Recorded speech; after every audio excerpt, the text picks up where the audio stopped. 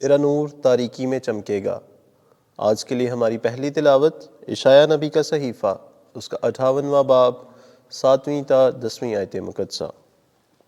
خداوند فرماتا ہے کہ بھوکے کے لیے تو اپنی روٹی توڑ اور آوارہ محتاجوں کو اپنے گھر میں لا، اور جب کسی کو ننگا دیکھے تو اسے کپڑے پہنا، اور اپنے ہم جنس سے چھپ نہ جا۔ تب تیری روشنی صبح کی مانند پھوٹے گی اور تیری صحت جلد ظاہر ہوگی۔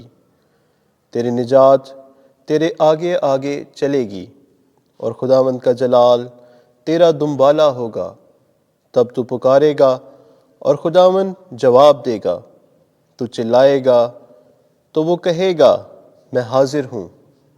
اگر تو اپنے درمیان سے ظلم کو اور انگلیوں سے اشارہ کرنے کو اور باطل گوئی کو دور کرے، اگر تو بھوکے کے لیے اپنی جان کو انڈیلے اور دکھی جان کو آسودہ کرے، تو تیرا نور تاریکی میں چمکے گا اور تیری تاریکی نیم روز کی مانند ہوگی۔ پاک کلام کے پڑھے اور سنے جانے پر خداوند کی برکت ہو۔ زبور 112 جماعتی جواب۔ ہیلیلویہ۔ وہ راستکاروں کے لیے تاریکی میں نور ہوتا ہے، وہ مہربان اور رحیم اور صدیق ہے۔ سعادت مند آدمی مہربان ہو کر قرض دیتا ہے اور طاقت سے اپنے مال کی مختاری کرتا ہے۔ جماعتی جواب۔ ہیلیلویہ۔ صادق کو کبھی جنبش نہ ہوگی، اس کا ذکر ابد تک رہے گا، وہ بری خبر سے نہ ڈرے گا۔ اس کا دل خداوند پر توکل کر کے مستحکم ہے۔ جماعتی جواب۔ ہیلیلویہ۔ اس کا دل برقرار ہے، وہ ڈرے گا نہیں، وہ بکھیر کر مسکینوں کو دیتا ہے، اس کی سخاوت ابد تک رہے گی، اس کا سر جلال کے ساتھ بلند ہوگا۔ جماعتی جواب۔ ہیلیلویہ۔ جب میں تمہارے درمیان رہا تو مسیح مصلوب کے سوا اور کچھ نہ جانا۔ ہمارے لیے آج کی دوسری تلاوت مقدس پولس رسول کا پہلا خط کرنتھیوں کے نام، 2 باب، 1 تا 5ویں آیت مقدسہ۔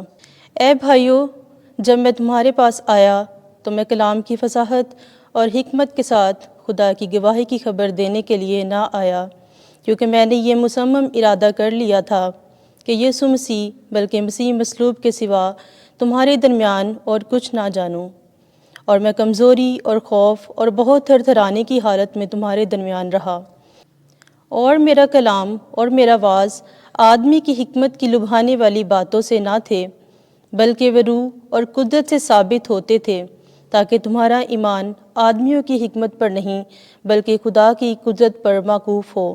پاک کلام کے پڑھے اور سنے جانے پر خدا کی برکت ہو۔ خداوند آپ کے ساتھ ہو۔ انجیل مقدس متی کے مطابق اے خداوند تیری تمجید ہو۔ 5واں باب، 13ویں سے 16ویں آیت۔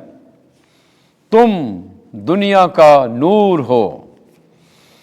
ایک دن یسوع نے اپنے شاگردوں سے کہا، تم زمین کا نمک ہو، لیکن اگر نمک کا مزہ جاتا رہے تو وہ کس چیز سے نمکین کیا جائے گا؟